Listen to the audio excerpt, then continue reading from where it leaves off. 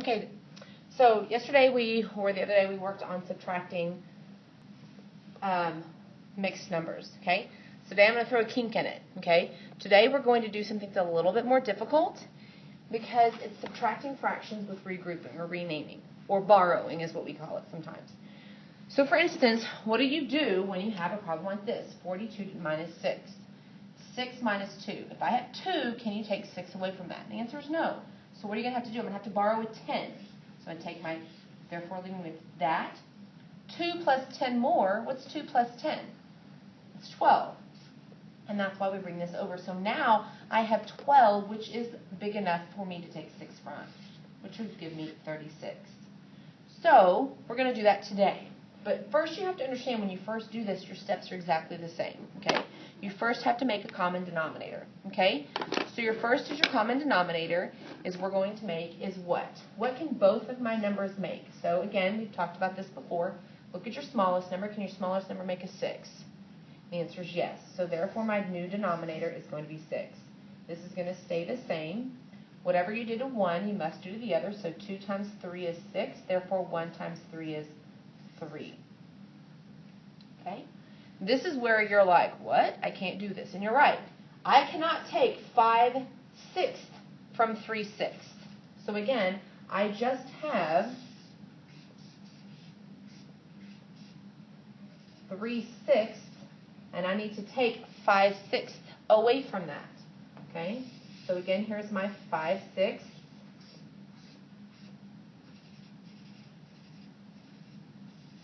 Okay? I cannot take 5/6 from 3/6. 3/6 is not enough. So what are you going to have to do? You're going to have to borrow. Well, what is the only number to borrow from? Is your whole number. Okay? On your whole number, you have how many wholes do you have? You have 2 wholes. Okay? Now, you're going to do exactly right here. Borrow. I'm going to borrow a whole. So I'm going to move a whole over here. But am I talking whole numbers over here? No, I'm talking fractions.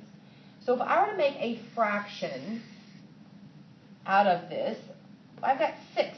My language is sixths, so to speak. How many sixths would make a whole? How many sixths would make a whole? Ask yourself that. See if you can figure out. How many sixths would make a whole? 6 of them. So essentially, I'm borrowing 6/6 because that's 1 whole. This is my whole, right? So in theory, now that I've borrowed, because I've borrowed a whole, which in this language is fraction, so I'm really borrowing 6/6 to help this, to rename this, and to regroup it, and to make it a large enough number so 5/6 can be taken away. What now do I have here?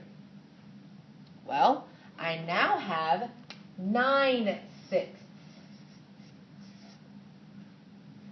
Okay? Now, 9/6, if you think about it, 9/6 is called what? It's called an improper fraction. Well, if I were to take this and do it just like we did before, another way of saying this fraction bar is also a division. So it's still saying 9 divided by 6. 6 goes into 9 one time. Remainder 3/6. So that's still saying 1 whole and 3/6. 1 whole and 3/6 is the same thing as saying 9/6. So that's all I'm doing. So now I ask myself, do I have enough? I need 5. Do I have enough to take from 9/6? I sure do. So 9 minus 5/6 is 4/6. 1 minus 1 is nothing. Okay? So that's what we're going to be doing today. So I want you to understand this. So you're just watching this. If you wanted to write it, that's fine. But we're going to work with this, and we're going to do this. So you will need a piece of notebook paper, and we're going to work in our workbook. And we are going to turn to page 233, and we're going to work through a couple of these problems. Okay, so we're going to go, and I'm going to go ahead and turn the page, and we're going to go to 233. You will need notebook paper. You're probably going to need 2 notebook papers, one for your goal pages and one for practice. If you want to write in your spiral instead of notebook paper, that's fine. So if you want to do spiral right now, and then you can do notebook paper for your goal page. It's totally up to you. Okay? So now we're going to practice on page 233. Now, I will say on this one, you're going to want to go vertically. I think vertically is going to be your best option. But again, if you're fine working horizontally, we've done this for a couple of days. Okay? So page 233, this is number 3. Again, I'm going to write it vertically. Okay? 11 1/9 minus 3 2/3. And I do a long line because I know I'm going to be borrowing here. Okay? So essentially, if I were to be drawing pictorially, 1/9, 1, 3, 4, 5, 1, 2, 3, 4, 5, 6, 7, 8, 9, okay? And then I have 2/3 here, which I know that I'm going to end up having to make into common denominators. So I asked myself, what can they both be? Can my 3 make a 9? Yes, it can. Okay? So therefore, it's going to be 9th. So again, let me come over here and fill this in. Again, you don't have to draw this. I'm just trying to show you pictorially what I have. 1, 2, 3, 4, 5, 6, 7, 8, 9. Teachers and students, please pardon this interruption. We will meet with all staff members in the Design Center at 2:25 for shine time and some giveaways before we break into our PLC. See you soon. Sorry about that. Okay, so now I have it 9th. So now I'm back to my 1/9 minus, well, what do I have? What did I do from my 3 to my 9 times 3? Whatever you do at the bottom, you must do at the top. So I am trying to essentially take 1, 2, 3, 4, 5, 6 ninths from 1/9. Can I do that? No. So therefore, I'm going to have to what? I'm going to have to borrow. So now I'm going to have to borrow for my whole number, which now is going to be a 10. If I were to move my 10 over here, how do I make 10 wholes? I'm not really making 10 wholes. I'm not borrowing. I'm borrowing 1 whole. Sorry. How would I make 1 whole? I'm talking fractions. So what would be 1 whole here? What would be 1 whole here? It would be 9/9, right? That is what a 1 whole is. Because remember, again, this is dividing 9/9. 9 divided by 9. 9 goes into 9 one perfect time. That's 1 whole. But you didn't realize that. 9/9, that's why it's 1 whole. 10/10 is 1 whole. 10 divided by 10 is 1. Okay, so now I have 9/9. So if I borrowed 9/9, I already had 1/9 and 9/9. So how many ninths do I have now? I have 10/9. So if I borrow, now I'm going to have 10/9. Do I have enough to take 6 from that? Yes, I do. Again, 10/9. If I were to divide, 10 divided by 9, 9 goes into 10 once. Remainder, 1/9. 1 and 1/9 is 1 and 1/9. Same thing. So now, can I take 6 from 10? Absolutely. 6 minus 10 is 4/9. 10 minus 3 is 7. Is 4/9 reduced? Does 4 share anything with 9? I can make this smaller, divide it by 2. I can divide it by 1. I can divide this by 9, and I can divide this by 3. So they do not share anything, so therefore it is simplified. Okay? All right, so number 4. Let's do another color. Number 4 is 6 wholes minus 3 1/2. What? I have a half, and I have no fractions here. So how am I going to, if I have to have something here, guys, so what am I going to borrow? Once again, I'm going to borrow 1 whole, just like before. Okay, I'm going to borrow 1 whole just like before. So now I'm going to have 5 wholes. I'm going to borrow that 1 whole. How am I going to write 1 whole when I'm talking about this? So 1 whole would be this. Be 2 over 2, right? 2 over 2 is the same thing as 1 whole. Because I originally have 2, so therefore that's the same denominator I need to have here. If I have 9 here, I need to have 9 as my denominator numerator there. So 2 minus 1 is 1. 5 minus 3 is 2. Again, the inverse of that is 2 1/2 plus 3 1/2. 2 plus 5 is, 2 plus 3 is 5. A half plus a half is a whole. Therefore, 2 over 2 is the same thing as a whole, and that's where I'm getting my 6 wholes. Okay? All right. Let's practice number 5. Number 5 is 4 3/8 minus 3 1/2. Okay, I have this as a half, and I have this in eighths. Okay, 3/8, and I have a half over here. Okay, I do not have apples to apples, so therefore I have to make them have equivalent fractions or same denominator. Can my 2 make an 8? Yes, it can. This is going to stay the same. Whatever I do to my bottom, I must do to the top. So that must mean I need to make 4 eighths. So I'm going to make these into eighths, and that can be done. Half, 1, 2, 3, 4. That's the same thing. So my question is, can I take 4 eighths from 3 eighths? And I cannot. It's not big enough, so I'm going to have to borrow. My 4 is now a 3. I'm going to have to borrow and make a whole. So I'm going to have to make a whole over here. So what are they divided into? They're divided into eighths.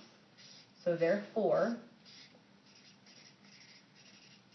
here's my whole, which is 8 eighths. So now I have 8 eighths plus 3 eighths, and that's going to be 11 eighths minus 4 eighths. And I can take 4 from 11. So 4 minus 11 is 7 eighths.